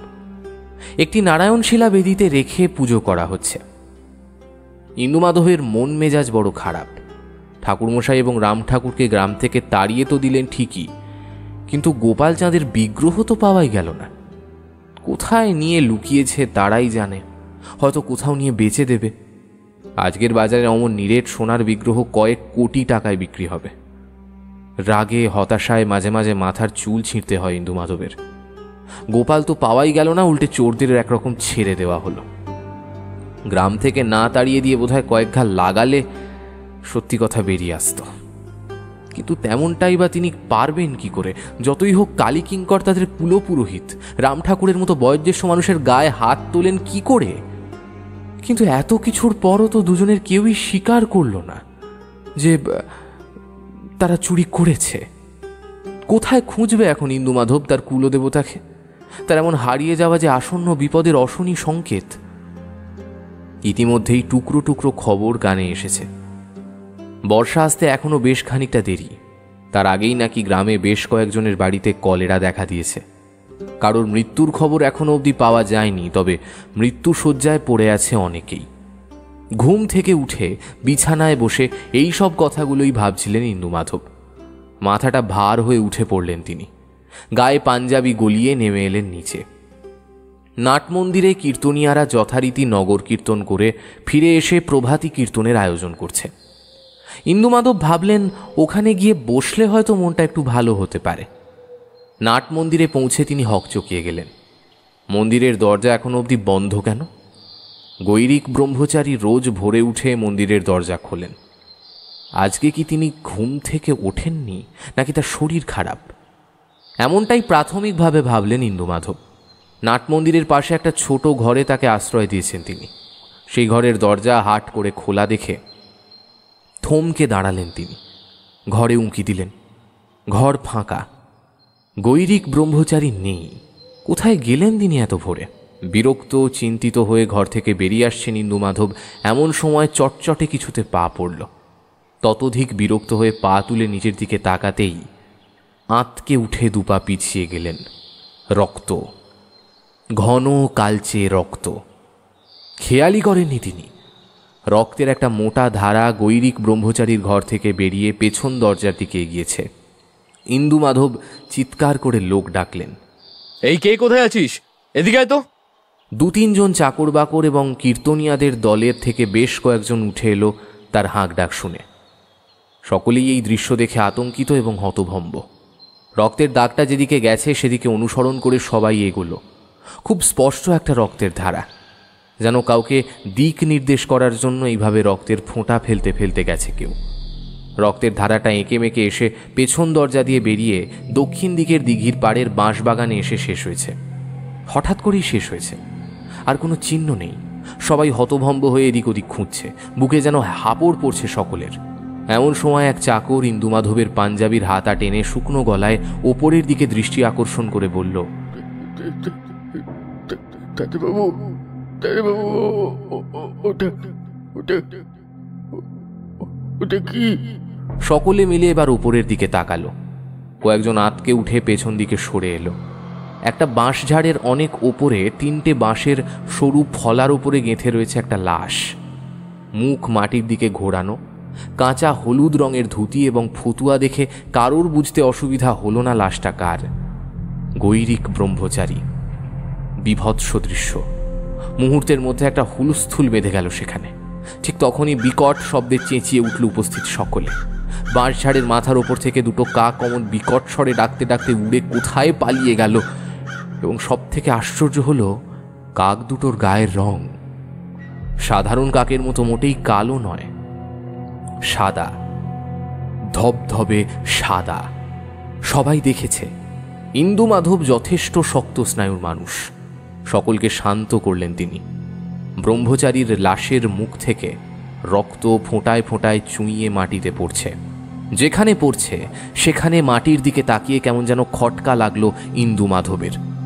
বাঁশঝাড়ের তলায় বাঁশ পাতা দিয়ে ঢাকা জমি থাকে, সেই জায়গার মাটিটা দেখে মনে হলো আলগা ঝুরঝুরে, যেন খোঁড়াখুঁড়ি হয়েছে, তারপর আবার ঢেকে দেওয়া হয়েছে। কি মনে হতে ইন্দুমাধব তার এক চাকরকে ডেকে বললেন, এই দৌড়ে বাড়ি থেকে একটা শাবল নিয়ে আয় তো। এই জায়গাটা মাটিটা খোঁড়, আর ও পাড়ার ডোমদের খবর দে কেউ লাশটাকে নামাপ। সঙ্গে সঙ্গে হুকুম তামিল হলো। তবে ডোমরা আসার আগেই একটা আরও অনেক বড় কাণ্ড ঘটল। শাবল দিয়ে সেই জায়গাটার বেশ খানিকটা মাটি খুঁড়ে তোলার পর কোনো কিছুর সাথে ধাক্কা খেয়ে শাবলে ধাতব শব্দ হলো। শাবল নামিয়ে হাত দিয়ে সেই জায়গার মাটি খুঁড়ে দেখা গেল সাদা কাপড়ে মোড়া ভারী কোনো কিছুকে মাটির নিচে পুঁতে রাখা হয়েছে। তুলে আনতে বোঝা গেল তার ওজন কতখানি। কাপড়ের মোড়ক ছাড়াতেই সকালের আলোয় ঝলসে উঠল গোপাল চাঁদের সোনার দেহকান্তির আভা। উত্তেজনায় দম বন্ধ হয়ে এলো ইন্দুমাধবের। চোখ ভরে উঠল আনন্দাশ্রুতে। একই সঙ্গে গোটা ব্যাপারটা তার কাছে জলের মতো পরিষ্কার হয়ে গেল। তার মানে বেটা ব্রহ্মচারী আসল চোর, সেই এই মূর্তি চুরি করেছিল। কিন্তু তাকে এভাবে শাস্তি দিল কে? কে এমন উপকারী? তাছাড়াও এমন নৃশংসভাবে খুন করে বাঁশঝাড়ে অত উঁচুতে ঝুলিয়ে রাখা কোনো মানুষের তো কম্য হতে পারে না। তাছাড়া রাত্রিবেলায় দরজা খুলে একটা আস্ত মানুষকে নিয়ে গেল, অথচ কেউ কোনো টু শব্দটি পেল না, তাই বা হয় কি করে? ইন্দুমাধবের কপালে চিন্তার ভাঁজ পড়ল আবার। এত লোকের সামনে ঘটনাটা ঘটেছে, পুলিশ না ডাকলে সমস্যা তৈরি হবে। পুলিশ ডাকা হলো এবং তারপরেই বেরিয়ে এলো আরও একটা চমক দেওয়ার মতো তথ্য। পুলিশ লাশ দেখে যা বলল তা হলো এই: এর আসল নাম গৈরিক ব্রহ্মচারী মোটেই নয়। বিভিন্ন জায়গায় বিভিন্ন নাম নিয়ে ছদ্মবেশে ঘুরে বেড়ায়। আসল নাম খোদাই মালুম। কুখ্যাত চোর। সারা বাংলার পুলিশ হন্যে হয়ে ওকে খুঁজছে এতদিন। বিভিন্ন জায়গা থেকে দামি দামি অ্যান্টিক জিনিস চুরি করে নিয়ে এসে বাইরে পাচার করত। সবচেয়ে বড় কথা, এই লোকটার একটা বিশেষ ক্ষমতা আছে। যদিও সেটা ওর সাথে যাদের দেখা হয়েছে সেই সব মানুষেরা বলে থাকে লোকটা নাকি বেশ বড় মাপের জাদুকর, সম্মোহন বিদ্যা জানে। গণসম্মোহন অর্থাৎ একসাথে অনেক মানুষকে মন্ত্র দ্বারা নিজের বশে বেঁধে ফেলতে এর নাকি জুড়ি নেই। এই সব বিদ্যাকেই কাজে লাগিয়ে বড় বড় চুরি করেছে সে। পুলিশের মুখে এসব কথা শুনতে শুনতে চোখ বড় বড় হয়ে যাচ্ছিল ইন্দু মাধবের। সত্যি তো, এ লোক তো তাদের সম্মোহনই করেছে। গ্রামের এতগুলো মানুষকে বিশ্বাস করিয়েছে যে ঠাকুরমশাই এবং রাম ঠাকুরই চোর। ছি ছি ছি ছি ছি, কি পাপ করেছেন তিনি! নিজের কুলপুরোহিত এবং রাম ঠাকুরকে গ্রাম থেকে কি অপমানটাই না করে বিতাড়িত করেছেন। এখন কোন মুখে তাদের ফিরিয়ে আনবেন তিনি? কোথায় বা গেছেন তারা, তাও তো কেউ জানে না। মরমে মরে যেতে লাগলেন ইন্দু মাধব। কি করবেন কিচ্ছু বুঝে উঠতে পারলেন না। 2-3 দিন কাটল বেশ ব্যস্ততার মধ্যে দিয়ে। গোপাল চাঁদকে পুনরায় প্রতিষ্ঠা করা হলো গর্ভগৃহে। এদিকে হঠাৎ করেই গ্রামে ওলা ওঠা মড়কের আকার ধারণ করেছে। এই কয়েকদিনের মধ্যে বেশ কয়েকজন মানুষ মারা গেছে। ভয়ে গ্রামের লোকজন ঘর থেকে বেরোতে চাইছে না। পাছে রোগ জীবাণু ছড়িয়ে পড়ে। কোনো রকমে টেনে হিঁচড়ে গ্রামের সীমানায় মাঠের মধ্যে ফেলে দিয়ে আসা হচ্ছে সেই লাশ। গোটা গ্রাম ভয়ে তটস্থ হয়ে রয়েছে। বর্ষার আগেই একই দুর্বিষহ অবস্থা। গ্রামের মোটামুটি সকলেই বুঝতে পারল রাম ঠাকুরের মতন একজন মানুষকে গ্রাম ছাড়া করে কত ভুল করেছে তারা। মহামারীর দেবী আবার খেপেছেন। তাকে রাম ঠাকুর ছাড়া কেউ শান্ত করতে পারেন না। এখন এই বিপদের দিনে কে বাঁচাবে তাদের? এই ঘটনার জন্য কাকেই বা দোষারোপ করবে তারা? নিজেরাই তো সেদিন একজোট হয়ে তাড়িয়ে দিয়েছিল তাদেরকে। আরও 2 দিন কাটল। ইতিমধ্যে আরও কয়েক ঘরে লোক মরেছে। দিনের বেলাতেই গ্রাম শ্মশানের মতো খাঁ খাঁ করে, লোক বেরোয় না রাস্তায় ভয়। রায়বাড়িতেও থাবা বসালো মহামারী। হঠাৎ করে ধুম জ্বরে পড়ল ইন্দু মাধবের ছেলে রাঘব। সেদিন বিকেলেই ছেলেটার পেট নেমে এলো। সেই সঙ্গে পেটে অসহ্য যন্ত্রণা, শরীর থেকে সব জল বেরিয়ে যাচ্ছে। ওষুধপত্র করেও কোনো লাভ হলো না। চোখে মুখে অন্ধকার দেখলেন ইন্দু মাধব। নিজের পায়ে নিজেকে কুড়ুল মেরেছেন তিনি। এখন কি করবেন? ছেলেটাকে বাঁচানো যাবে না মনে হয়। কিন্তু মাধবের আশঙ্কাই সত্যি হলো। 2 দিনের মধ্যেই বিনা চিকিৎসায় মৃত্যুর কোলে ঢলে পড়ল রাঘব। পুত্র শোকে পাগলের মতো হয়ে গেলেন ইন্দু মাধব। এই 2 দিনে বাড়ির 2 চাকর কলেরা হয়ে শয্যাশায়ী হলো। এরাও বাঁচবে না, কেউ বাঁচবে না। গোটা গ্রাম শেষ হয়ে যাবে। আজকের দিনে সবচেয়ে বেশি প্রয়োজন ছিল রাম ঠাকুরের। গঞ্জের বাজারে চালের আড়ত বলরাম অধিকারীর। আশেপাশের 10-12টা গ্রামের লোকজনের দৈনন্দিন চাল, ডাল, তেল, নুনের উৎস এই গঞ্জের বাজার। অনেক রাত করে আড়ত বন্ধ করতে হয় বলরামকে। সেদিনও অনেক রাতে একা একাই বাড়ি ফিরছিল বলরাম। গ্রামের যে অবস্থা, সন্ধে রাতেই পথঘাট ফাঁকা হয়ে যায়। কুকুর বেড়ালেরও দেখা পাওয়া যায় না। বলরামের বাড়িটা গ্রামের একেবারে শেষ প্রান্তে। যদিও ওর বাড়িতে এখনো কারোর কলেরা হয়নি, তবুও হতে কতক্ষণ। তার 2 বাড়ি পরেই রামকানাইয়ের বাড়িতে আজ সকালেই মরা কান্না উঠেছিল। ওর বউটা মারা গেছে আজ। গরমের রাত, খুব ঘাম হচ্ছে আজ। তারপর আজকাল গ্রামে ঢুকলেই ফুসফুসটা কেমন যেন ছোট হয়ে আসে। বাতাস কেমন যেন ভারী। তার উপর যে মাঠে লাশগুলোকে এনে ফেলা হচ্ছে সেখান থেকে ওর বাড়ি খুব একটা দূরে নয়। সেই মাঠটার কাছাকাছি এসে পৌঁছতেই নাকে এসে ঝাপটা মারল বিভৎস লাশ পচা গন্ধ। নাকে রুমাল দিয়ে জায়গাটা কোনো রকমে তাড়াতাড়ি করে পার করতে চাইল বলরাম, কিন্তু না চাইতেও মাঠের দিকে চোখ পড়ে যায় বলরামের। তবে আজ ওদিকে তাকাতেই সে যা দেখল, যা হয়তো স্বপ্নেও কল্পনা করতে পারেনি। গাদাগাদি করে রাখা লাশের স্তূপগুলোর ওপরে কারা যেন বসে রয়েছে।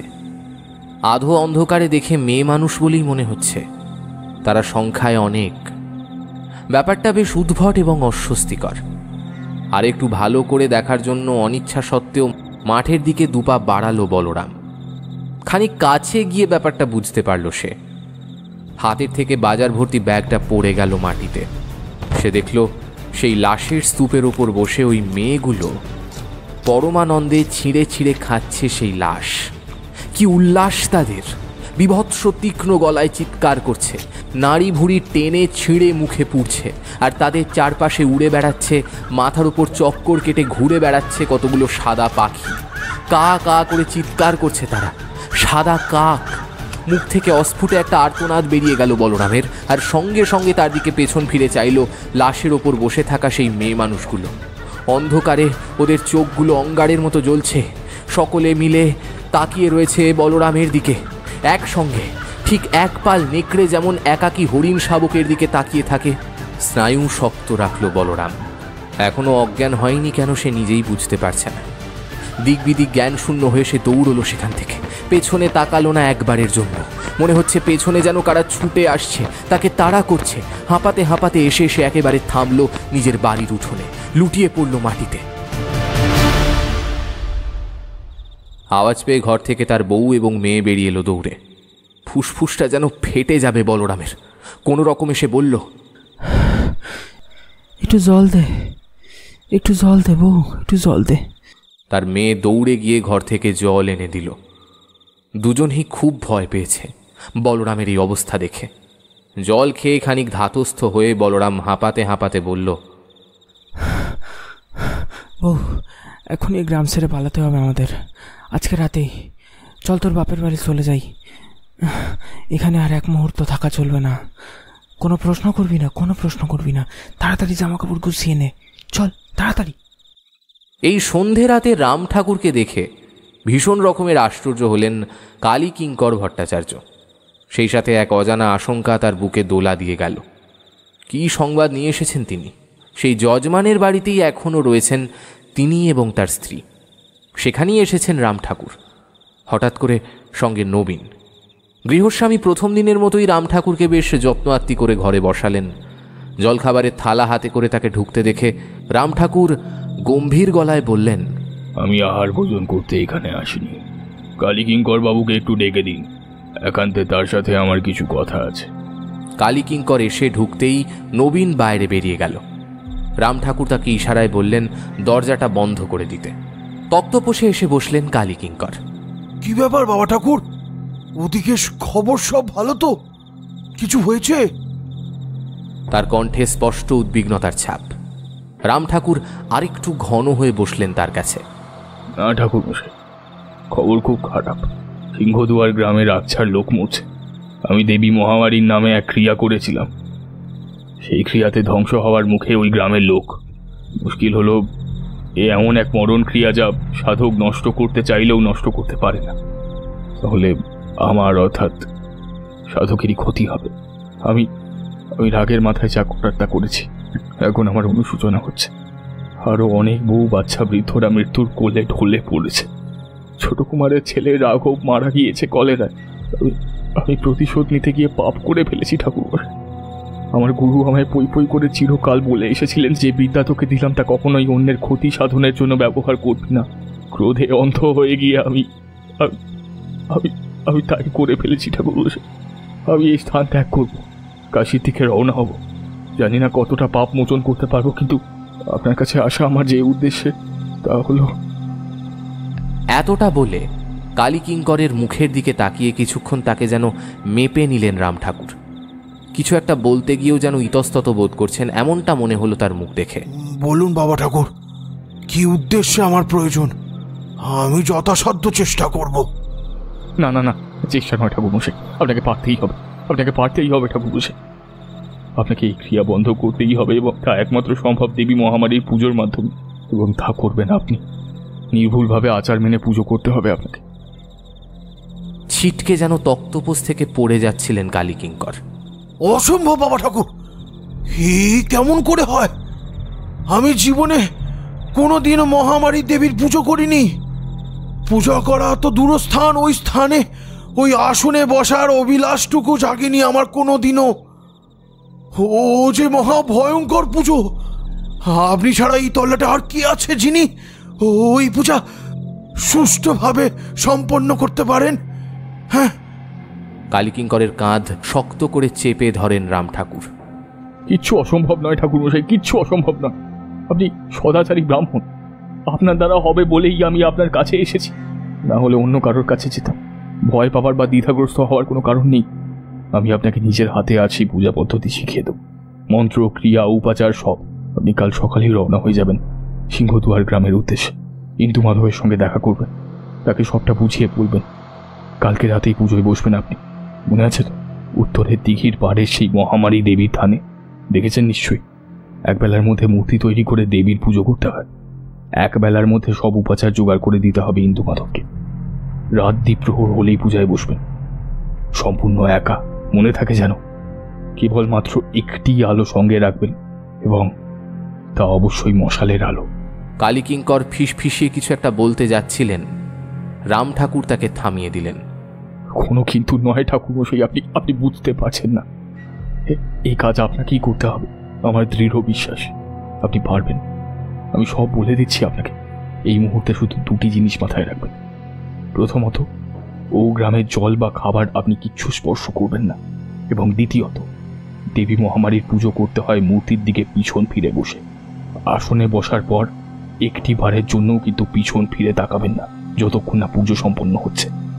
এটি মহামারী দেবীর পুজোর প্রধান এবং সবচেয়ে কঠিন শর্ত। কিছু দেখলে বা শুনলে ভুলেও পিছনে তাকাবেন না। মহামারী দেবীর অনুচরেরা আপনাকে বিভ্রান্ত করার চেষ্টা করবেন। তাই খুব সাবধান, ভীষণ সাবধান। ভুল করে একবার পিছনে তাকালেই সেটাই হবে আপনার জীবনের সব থেকে বড় ভুল। তার ফল হবে মারাত্মক। এছাড়া আর ভয়ের কোনো কারণ নেই। শুধু এটুকু মনে রাখবেন, তাহলেই হবে। এবার শুনুন মন দিয়ে। সিংহদুয়ার গ্রামে ঢুকতেই কালীকিঙ্করের মনে হয়েছিল এ তার চেনা গ্রামটা নয়। সব কিছু কেমন যেন বিষণ্ণ দেখাচ্ছে।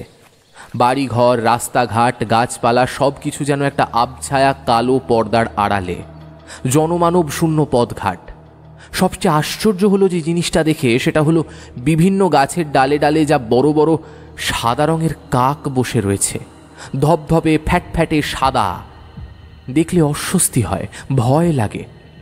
করমচার মতো সাদা, লাল টকটকে তাদের চোখগুলো, বাকি সব সাদা। কাকগুলো যেন কালীকিঙ্করকেই জরিপ করছে আগুন দৃষ্টি দিয়ে।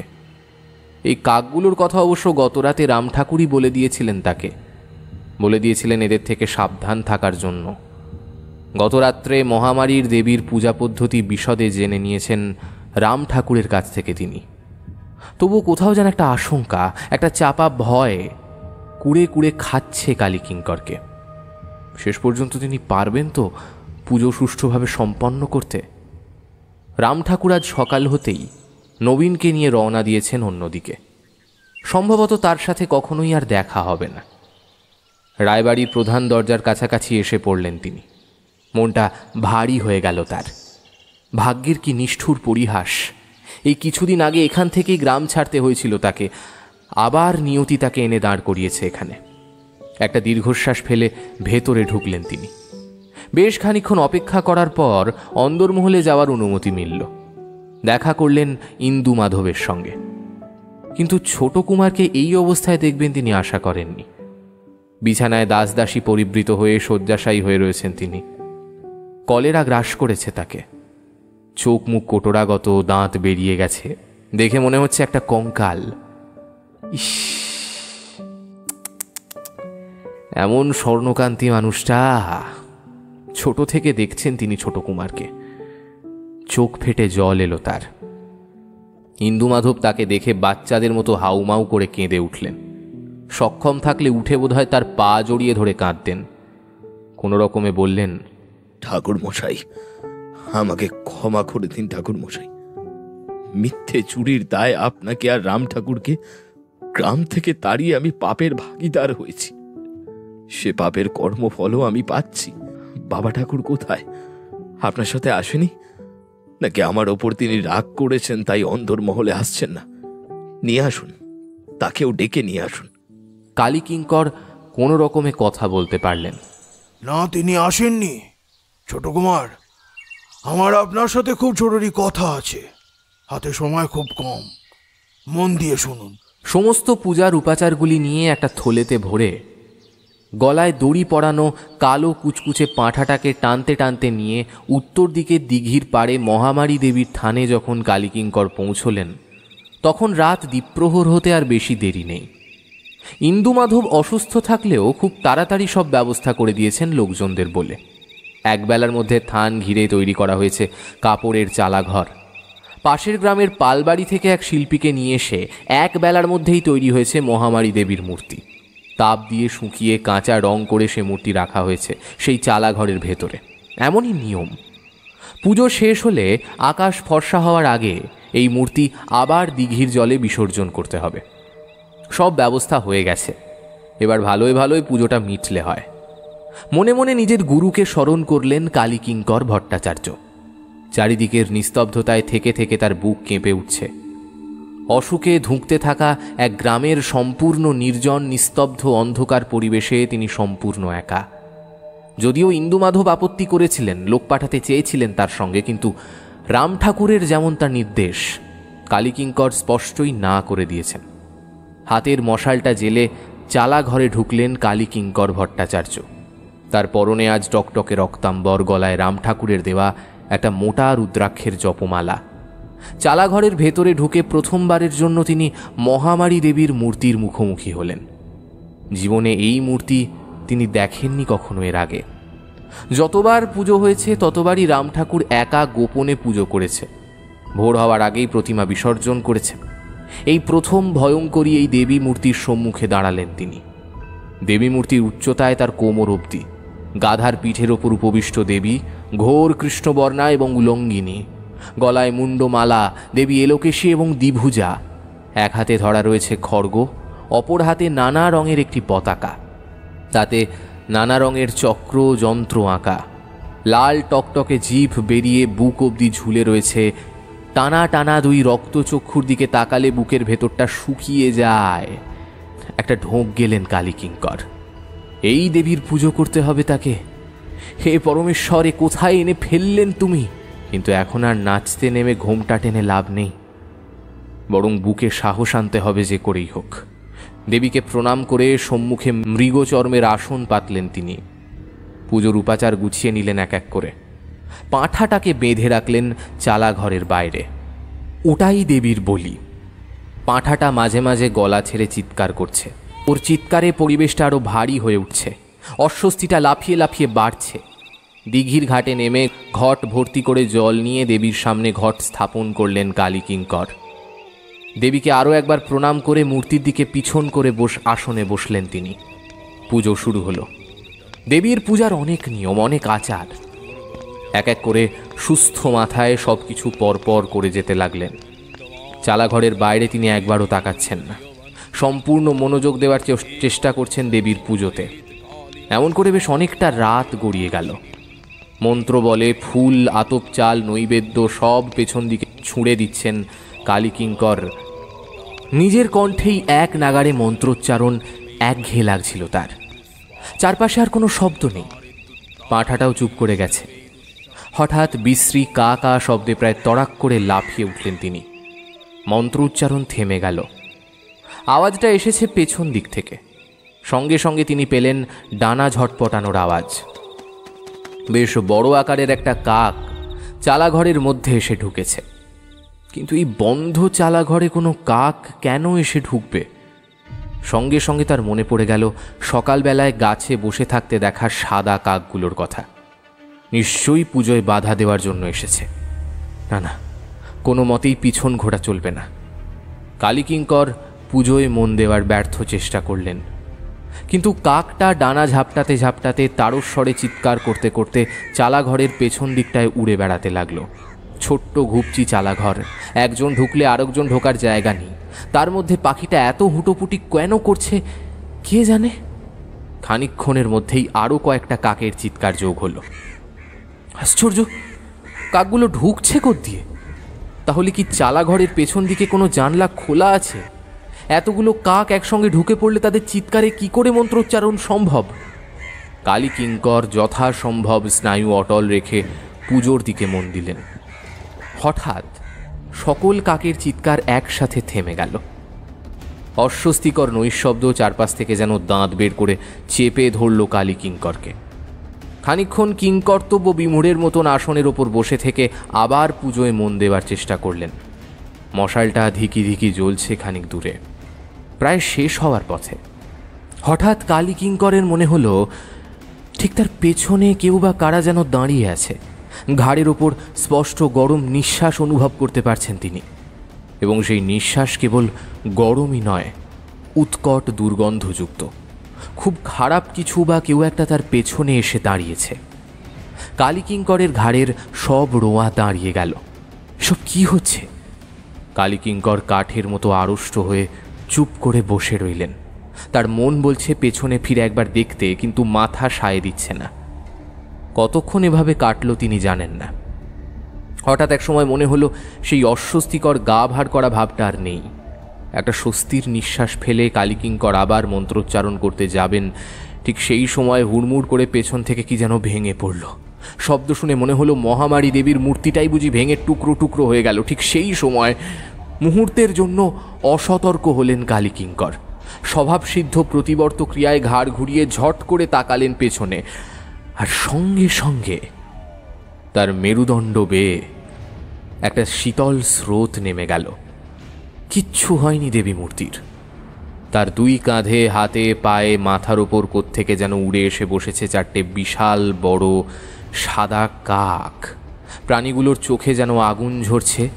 নিঃশব্দে কাকগুলো তাকিয়ে রয়েছে কালীকিঙ্করের দিকে। সঙ্গে সঙ্গে যেন হুঁশ ফিরল কালীকিঙ্করের। এ কি করেছেন তিনি? সর্বনাশ! পুজো চলাকালীন পেছনে তাকিয়েছেন, এবার পুজো তো গেল পণ্ড হয়ে। কোত্থেকে এক দমকা হাওয়া এসে দপ করে জ্বলতে থাকা মশালটাকে নিভিয়ে দিল। চারিদিক ঢাকা পড়ল নিশ্ছিদ্র অন্ধকারে।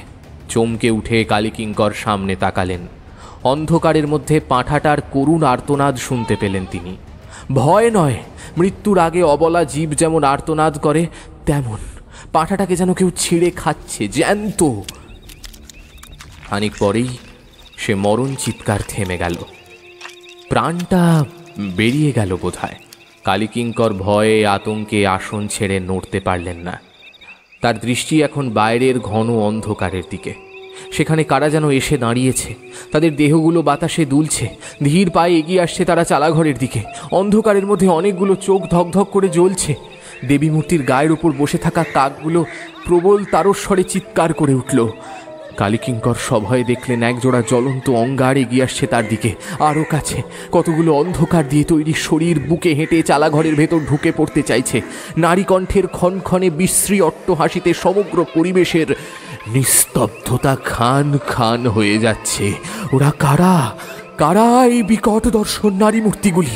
ও হ্যাঁ, রাম ঠাকুর বলেছিলেন গতকাল এদের ব্যাপারে, মহামারী দেবীর অনুচরেরা। ওরা ওরা সাক্ষিনী।